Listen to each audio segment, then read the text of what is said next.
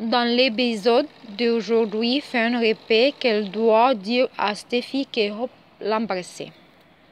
Au milieu de la fête à la maison Forrester, Hope a qualifié les baisers de décisions embellissantes et embellissives, alimentées par l'alcool.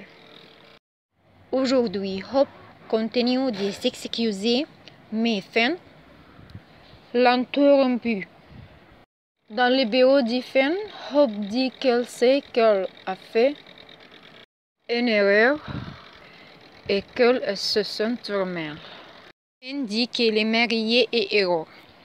Tout le temps qu'il a passé à l'aider avec ses migraines et à parler de les parents. Elle n'a jamais de faire ça. Steffi l'a averti de rester à l'écart. Et il aura dit d'écouter, parce qu'elle ne franchit jamais cette ligne. Hope dit qu'elle ne l'a pas fait, elle était un ami. C'est elle qui a franchi cette ligne. Elle en est vraiment désolée. Vous baissez à autre chose et oubliez tout ce qui s'est passé. Hope espère vraiment qu'elle acceptera ses excuses. Elle ne veut pas les perdre en tant qu'amie. Si le dire à Steffi et leur famille sera en guerre. Finn lui dit qu'elle ne veut pas ça. Mais elle aime Steffi Bardi, c'est tout. Sa femme mérite de connaître la vérité. Hope soutient qu'elle a dit à Steffi ne de rien personne. Cela ne verra qu'elle a bouleversé. Finn demande pourquoi elle a fait ça. Elle se demande s'il a essayé de mettre dans le bout de sa femme. Elle s'en fiche. Elle ne veut pas être au milieu de tout cela. Finn dit à Hope qu'elle le dit à Steffi et s'en va. Hope dit qu'elle est désolée alors qu'elle s'en va. Dans le bureau de design de Forrester, Hope est sous le choc de sa conversation avec Finn. Ses mots résonnaient dans sa tête avec des éclairs de l'embrasser à la fête. À la maison de la falaise, Steffi entend un klaxon dehors et alerte. Certainement. Elle court vers la porte et crie. « Maman !» Taylor, maintenant jouée par Rebecca Boudige, aberrée, elle s'embrasse joyeusement. Steffi taquine sa mère à propos de son entrée. Et Taylor dit qu'elle voulait faire une surprise. Steffi dit à sa mère combien elle lui a manqué. Et elle s'embrasse à nouveau. Taylor dit à Steffi à quel point c'était merveilleux de voir Thomas si heureux avec sa fiancée à Paris. Louis et Douglas sont si heureux. Elle veut connaître les dernières nouveautés chez Forrester et n'arrive pas à croire que Brock revienne se lever de la rampe. Steffi dit la ligne de Brock a été un succès, mais elle s'efforce déjà de garder Hope pour le futur. Taylor demande si c'est possible. Steffi dit que les bénéfices peuvent couvrir les déficits de Hope pour le futur. Mais son père se concentre davantage sur le design et tout tourne autour de Brock. Taylor ne peut qu'imaginer. Steffi essaie d'être professionnelle, mais elle ne fait pas confiance à Brock. Elle ne fait certainement pas confiance à Hope. Taylor demande si elle passe encore trop de temps avec son mari. Steffi s'excuse d'avoir parlé de Hope. Taylor lui assure que c'est à cela que servent les mamans. Steffi dit qu'elle a juste une mauvaise influence sur Finn. Elle ne veut pas qu'elle s'approche d'elle. Taylor demande si elle devient comme sa mère. Steffi n'y oublierait pas. Elle a dit afin de rester loin de Hope. Je pense qu'elle pourrait être attirée par elle. Tu penses ça? Taylor dit non, elle l'aime.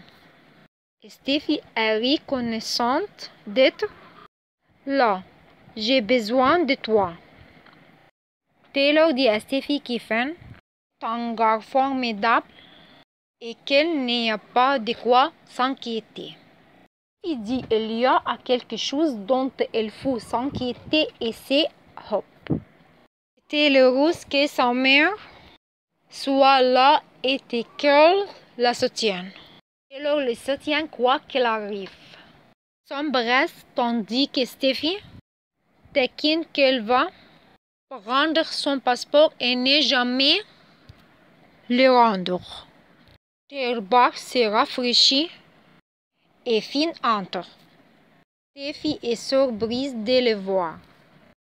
Elle dit « Nous devons parler ». Il s'agit de Hope. Bobby est conduit dans une salle des visiteurs de la prison du comté.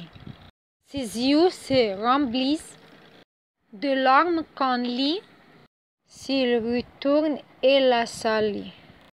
Poppy remercie sa sœur d'être venue. Lee dit qu'elle n'a pas pu résister à l'envie de la voir en prison. Elle demande comment diable elle s'est retrouvée là. Elle est beaucoup de choses, mais un meurtrier. Poppy insiste sur le fait qu'elle n'a rien à voir avec ses décès et demande si Lee a parlé à Luna. Elle est vraiment inquiète pour elle. Poppy sait qu'elle ne sait pas l'air bien. Lee dit qu'elle admet avoir consommé de la drogue. Poppy crie qu'elle n'a pas tué Tom ou Ulysse. Et je n'ai pas non plus modifié le test de paternité. Je jure.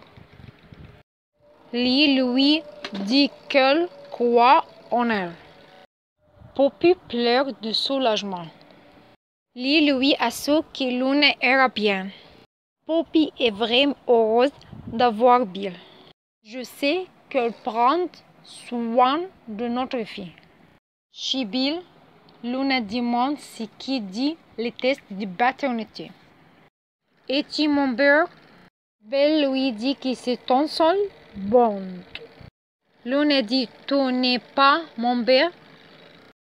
Bill répond non. Bill lui rappelle qu'elle a juré d'être toujours à ses côtés. Bill lui assure qu'il aura toujours une place spéciale dans son cœur. Luna ne peut pas lui dire à quel point cela compte pour elle.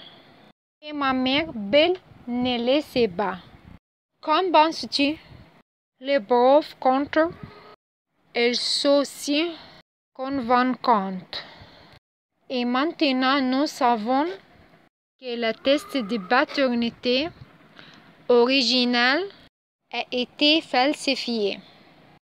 Est-ce que tout cela faisait partie du plan de votre mère? Bill dit qu'elle doit supposer que Tom Star est le père de Luna. Luna reste bouche bée. Est-ce que ma mère a vraiment tué mon père pour m'empêcher de savoir qui il était? Bill ne sait rien. Bill lui dit qu'elle n'est pas seule. C'est une perte pour nous deux. Elle pensait avoir retrouvé son père et elle pensait avoir une fille. Luna s'assoit sur le canapé et dit à Bill que toute sa vie a été remplie d'incertitude. Elle n'a vu ni stabilité ni amis, ni enfance. Sa mère la garde loin de son propre père. Elle déteste penser à sa mère de cette façon. Elle est si heureuse avec lui. Ce n'est pas son père, mais c'est un homme. L'homme le plus bâtissant, le plus fort, le plus pur et le plus incroyable qu'elle ait jamais rencontré. Elle la tire vers elle pour un câlin. Quand il se sépare, Luna l'embrasse soudainement. Il est abasourdi.